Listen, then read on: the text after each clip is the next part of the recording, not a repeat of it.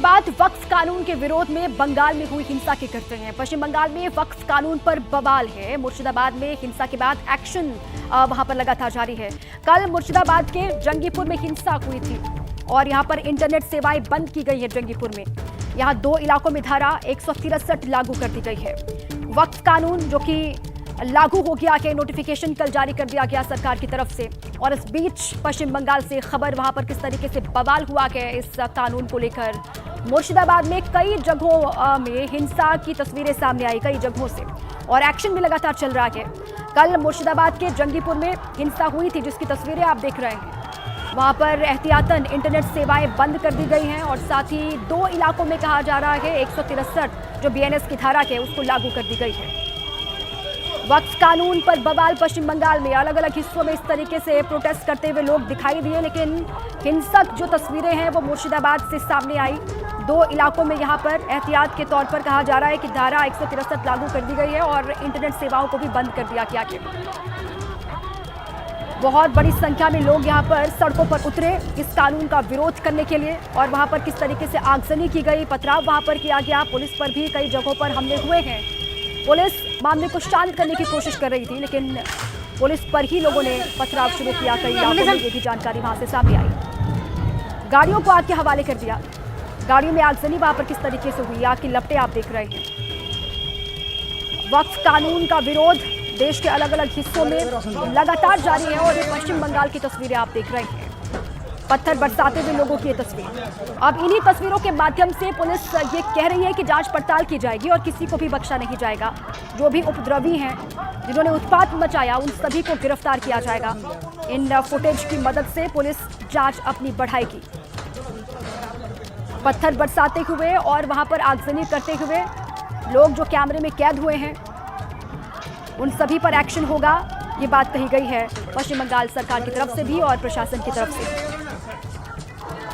वक्फ कानून का विरोध और इस तरीके से सड़कों पर लोगों का गुस्सा फूटा।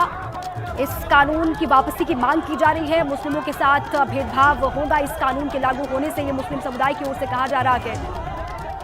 ये मुर्शिदाबाद की तस्वीर आप देख रहे हैं जहां पर हिंसा हुई। पुलिस हालांकि समझाने की कोशिश करती हुई दिखाई दी। काफी देर तक जो प्रदर्शनकारी थे उनसे पुलिसकर्मी बातचीत करते हुए दिखाई दिए, उनको समझाने की कोशिश करते हुए दिखाई दिए, लेकिन प्रदर्शनकारी नहीं माने और यहां पर पुलिस को भी इन लोगों के गुस्से का सामना करना पड़ा। कई इलाकों में हाथों में झंडा लेकर, बैनर पोस्टर लेकर ये लोग सड़कों पर उतरे और नारेबाजी भी की, लेकिन नारेबाजी के साथ साथ ये जो प्रदर्शन है वो उग्र हो गया। अलग अलग जगहों पर हिंसा की तस्वीरें सामने आई और गाड़ियों को फूंक दिया गया, आग के हवाले कर दिया गया। ये उसी की तस्वीर आप देख रहे हैं। जंगीपुर में अब एहतियातन इंटरनेट सेवाएं बंद कर दी गई हैं। इंटरनेट सेवाएं बाधित हैं अगले आदेश तक, और साथ ही BNS की धारा 163 भी लागू की गई है 2 इलाकों में। तो बंगाल में जंगीपुर जो पार्लियामेंट्री कॉन्स्टिट्यूएंसी है, वहाँ पे जिस तरीके की घटनाएं घट रही है, बहुत भयंकर परिस्थिति है। और आप जानते हैं हिंदू जिले में माइनॉरिटीज है, उस कॉन्स्टिट्यूएंसी में माइनॉरिटी है, तो हिंदुओं के ऊपर आगे आने वाले समय में अटैक भी हो सकते हैं। इसलिए पश्चिम बंगाल सरकार पूरी तरीके से नाकामयाब हो चुकी है और ममता बनर्जी की इंस्पिरेशन से, ममता बनर्जी और उनकी सरकार की इनडायरेक्ट हेल्प से ये सारी चीजें हो रही है।